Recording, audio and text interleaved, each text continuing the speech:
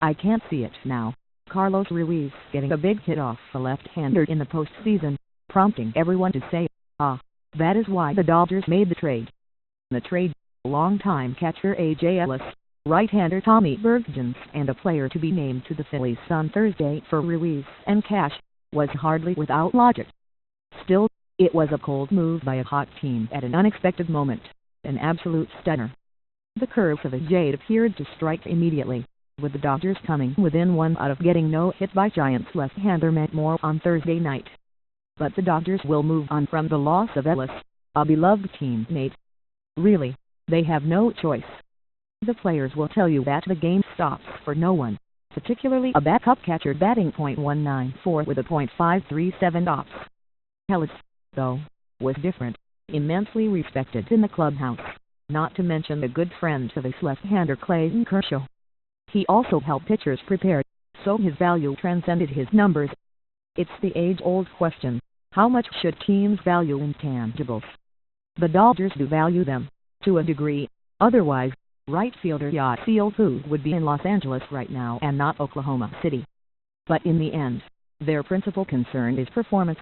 The trade of Ellis for the incremental upgrade of Ruiz makes intellectual sense and is consistent with how Dodgers President of Baseball Operations Andrew Friedman operates.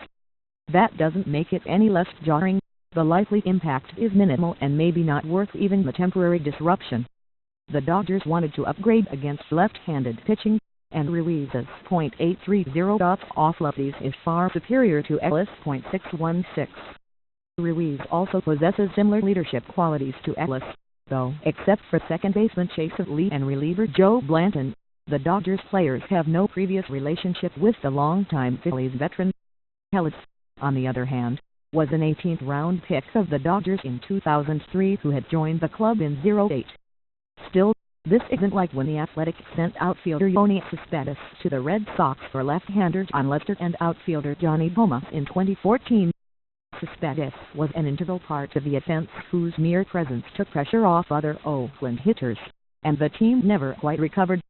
Ellis, by contrast, had only 161 plate appearances this season, most of them unproductive. He's also 35 with an expiring contract and was unlikely to return next season. Manny Grandal is the team's everyday catcher, and Austin Barnes is the future backup. Barnes recently got hit on the hand, and while club officials expect him to be fine, they were more comfortable with Ruiz than Ellis if Grandal got injured. Never mind that Ruiz is 37 and also at the end of his contract. The Dodgers are trying to put together the best possible roster for September and October. Ellis did not figure to play much in September once the Dodgers promoted Barnes, who also bats right-handed. Perhaps the Phillies will use Ellis more. General Manager Matt Klentak told reporters that he was adamant that the Dodgers include him, and Ellis might improve his free agent value if he indeed gets increased playing time. But I'm willing to bet that Ellis would have preferred to ride the bench with his original team rather than move cross-country to play for a non-contender. Friedman did not consult with any players. Kershaw's reaction will be telling, and so will the reactions of others. But let's not overstate the potential impact of Ellis' departure. If the Dodgers lose their mojo, shame on them. And if Kershaw opts out after the 2018 season, more than 2 full years from now, it won't be because the Dodgers traded his friend. Ellis surely dreamed of a cleaner ending to his Dodgers career. Instead, he was the victim of a baseball car crash, one he never saw coming. It's business, a cold and sometimes cruel business.